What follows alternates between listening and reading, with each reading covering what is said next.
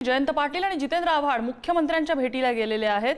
काही वेळापूर्वी जितेंद्र आव्हाड आणि पडळकर यांच्या कार्यकर्त्यांमध्ये हाणामारी झालेली होती आणि त्या पार्श्वभूमीवरती हा आपल्याला मारण्यासाठीचा प्रयत्न होता।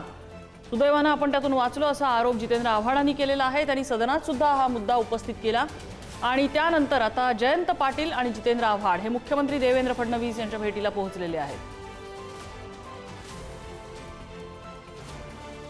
विधिमंडळ परिसरामध्ये कोण येतंय, कोणाच्या सहीने अशा गुंड प्रवृत्तीच्या लोकांना पास मिळतात हे सुद्धा समोर आलं पाहिजे अशी मागणी जितेंद्र आव्हाड यांनी केलेली होती।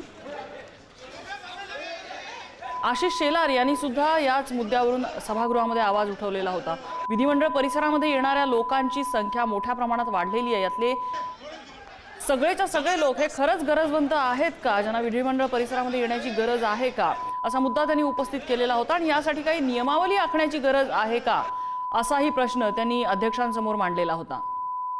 या प्रकरणामध्ये अहवाल मागवण्यात आलेला आहे आणि चौकशीअंती कुणीही दोषी व्यक्तीची गय केली जाणार नाही असं आश्वासन अध्यक्ष राहुल नार्वेकर यांनी दिलंय।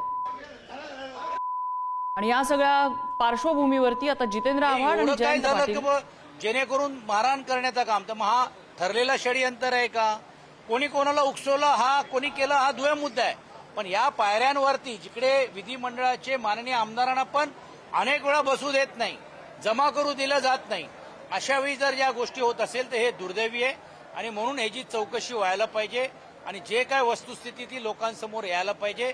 अन्यथा उद्या या विषयावरती पण देखील सभागृहामध्ये आम्ही आवाज उठवल्याशिवाय राहणार नाही। अहवाल दिला होता अध्यक्षांना पोलिसांनी की अशा प्रकारे म्हणजे आमदार आणि पीएम व्यतिरिक्त कार्यकर्ते विधान भवनात येतात। ही वस्तुस्थिती पण आहे की अनेक आमदार विथआउट पास देखील आणण्याचं काम करतात।